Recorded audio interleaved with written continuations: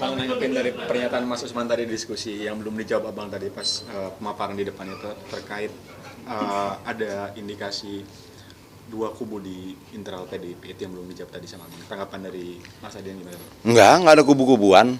Yang ada itu begini, ada yang sumbunya panjang, ada yang sumbunya pendek, ada yang ada sumbunya. Nah, gua tuh kategori yang tidak punya sumbu gitu loh. Ada lagi yang sumbunya agak panjang dikit, ada yang panjang sekali. Jadi cuma perbedaan itu aja. Nggak ada kubu-kubuan. Sumbu itu merujuk ke apa, Bang? Cara kita mereaksi situasi.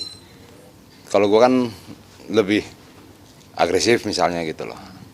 Ya, bawaan oroknya begitu kalian gimana? Itu aja. Bang, ini kan tadi kan terkait tata cara hukum ini. Ini tadi kan disinggung soal kasus Mas Hasto.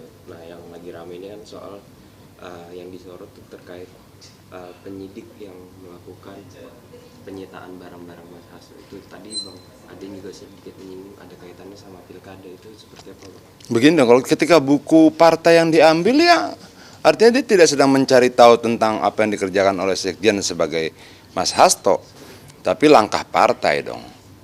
Boleh nggak kemudian kita berpikir seperti ya boleh, nggak ada penjelasannya. Itu loh, kenapa yang lo ambil buku ini? Itu loh.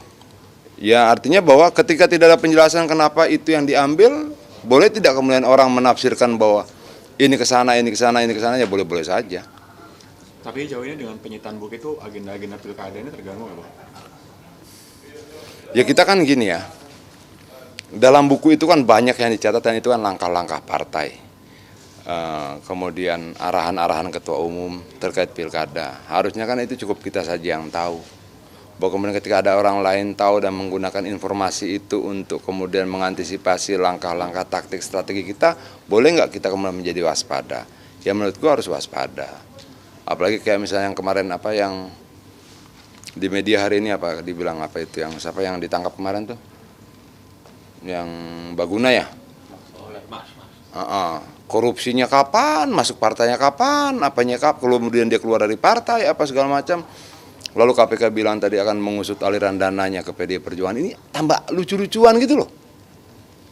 Apa? Ada apa sih sampai segini-gini amat? Nah, terakhir kemarin soal Pak Jokowi pernyataan soal Pak Jokowi mempersilahkan soal kasus korupsi bansos yang melibatkan Menteri Juliari diusut lagi, Bang. Tanggapan dari PDIP. Ya, kalau kita kan dari rangkaian peristiwa demi peristiwa ini kita melihat lebih kental aroma politiknya dibandingkan upaya penegakan hukumnya. Dari mana? Dari seluruh proses yang berjalan. Kalau kita nonton film nih, kalau ada penjahat ditangkap nih di jalan, hak-haknya dibacakan. Kalau hak-haknya tidak dibacakan, penangkapan itu dianggap tidak sah. Artinya betapa pentingnya sebuah prosedur hukum itu dalam hukum acara itu diikuti. Sehingga kemudian penegak hukum tidak menjadi pelanggar hukum. Kenapa? Dia mengikuti setiap tahap apa yang diwajibkan hukum acara tersebut. Nah, ketika kemudian proses itu tidak berjalan, kan ribet gitu loh. Ya, lu mau menegakkan hukum, kalau mau menegakkan hukum, ikuti dong seluruh prosedurnya dengan baik. Nggak perlu pakai masker, nggak perlu pakai topi gitu loh. Itu kan di kantor mereka, naik ke atas, bikin surat dulu, gitu kan gampang. Gitu loh, ini kan tidak, seolah-olah ada yang sangat, situasi yang sangat terpaksa banget sehingga segala sesuatu yang sifatnya prosedural dan itu penting dalam upaya penegakan hukum tidak dilakukan. Ini kan jadi aneh-aneh. Tapi dan proses hukum banyak tadi itu, Mas Hasto termasuk yang pernyataan Pak Jokowi kemarin, PDIP merasa terjegal nggak, Bang, di pilkada kali ini, Bang?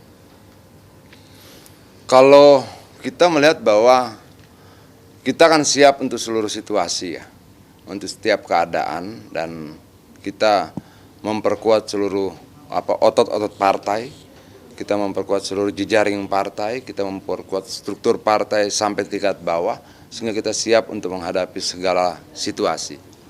Bang, ini kan Mas Hasto lagi disibukkan dengan kasus-kasus yang ada gitu Bang. Terus kemudian muncul isu bahwa ada potensi untuk pergantian sekjen Bang di kubu PDIP. Nah itu untuk isu itu dari PDIP sendiri menyikapinya gimana Bang? Di internal kita?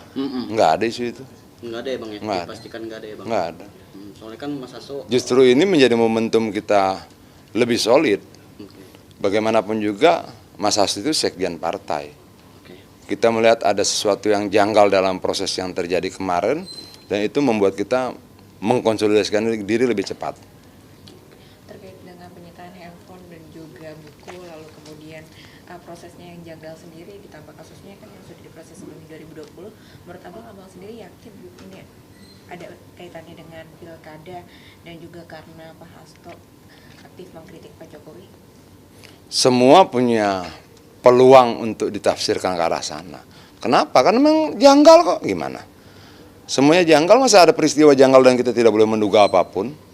Kan problem juga itu. Kalau menurut gua gimana ya? Yang ditangkap sudah ada, uangnya 400 juta kata teman-teman lawyer tadi. Kemudian prosesnya sudah 4 tahun lalu, tidak ada sesuatu yang dianggap mampu menyelesaikan persoalannya. Tersisa tinggal satu, Harun Masiku di mana? Ya cari aja, itu loh. Yang lain sudah kok, dari mana uangnya, siapa yang terima, siapa yang ngantar, sudah jelas semua. Tersangka, terpidana sudah ada.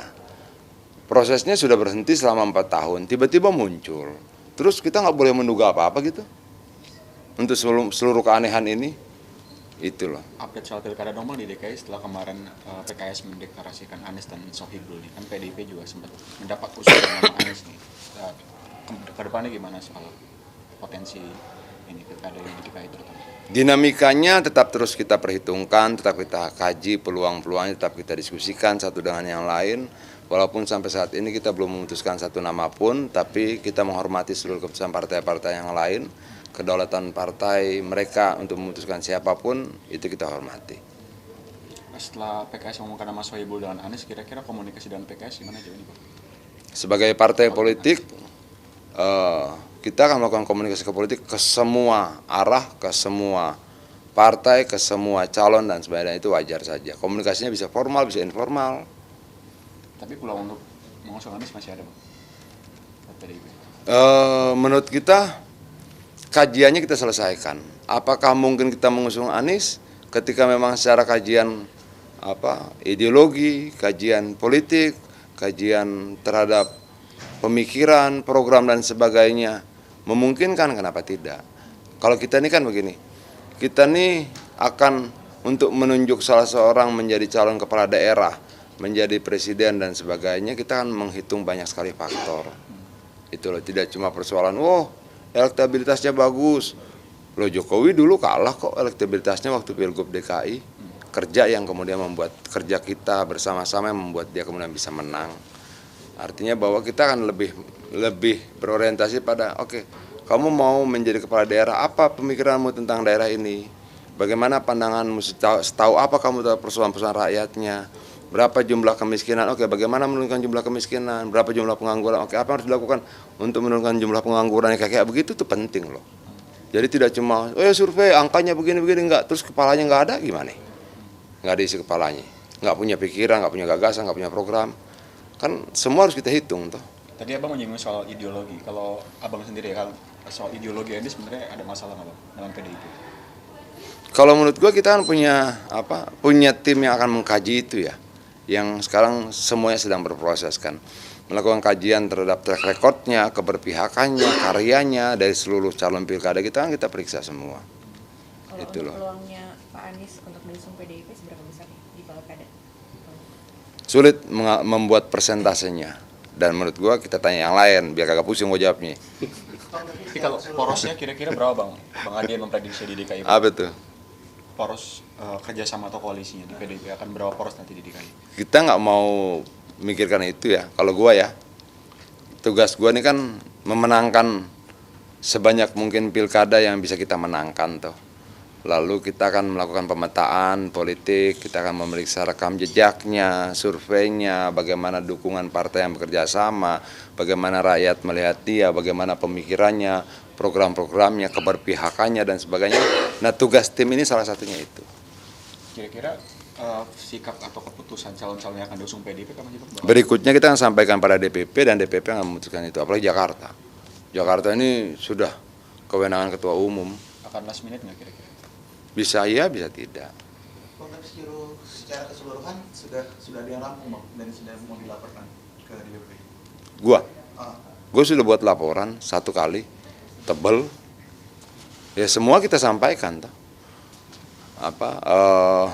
Ini kurangnya di sini, bagaimana caranya, ini begini, ya kita sampaikan semua lah. Bang, satu lagi Bang, pernyataan PKS kemarin yang bilang kalau Pak Jokowi cawe-cawe, terus ada bantahan dari Kaisang terakhir bahwa jangan melibatkan Presiden. PDIP juga termasuk yang percaya Pak Jokowi akan cawe-cawe di pilkada kali ini, Bang.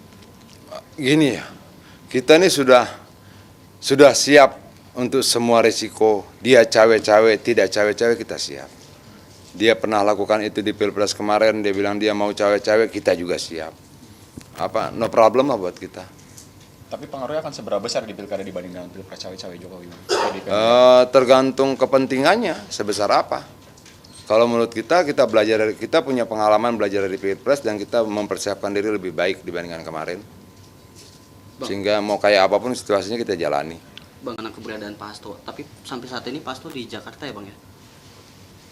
Kemarin sih gue ketemu ya, ngobrol, ngopi. Berarti masih di Jakarta ya Bang ya, posisinya? Iya. Terkait dengan mencuatnya obstruction of justice. Lu nanya sama siapa sih? Lu di WhatsApp, baru nanya. Terkait dengan munculnya wacana obstruction of justice. Obstruction of justice itu terhadap siapa ya? Untuk yang kasusnya Pak Ahok. Ya siapa gitu, menghalangi, merintangi penyidikan terhadap siapa? Dipanggil datang. Oke. Ditanyain dijawab, disuruh duduk dia duduk. Terus yang dirintangi siapa? Merintangi penyidikan siapa yang dirintangi? Kasih tahu dong. Itu loh. Iya, lu tanya ke mereka, Pak, yang dirintangi penyidikan siapa sih? Jangan kemudian obstruction of justice tapi kagak tahu siapa yang dirintangi penyidikannya. Jangan kita nggak tahu yang disidik siapa. Orang jangan-jangan yang disidik ternyata Kusnadi, iya kan? Yang dipanggil dia gimana? Yang diambil dari tangan dia gimana? Terus merintangi penyidikan Kusnadi gitu? Iya, biar jelas gitu loh. Gue juga kan bingung merintangi penyidikan siapa sih? Lu tahu? Hah? Gue juga nggak tahu.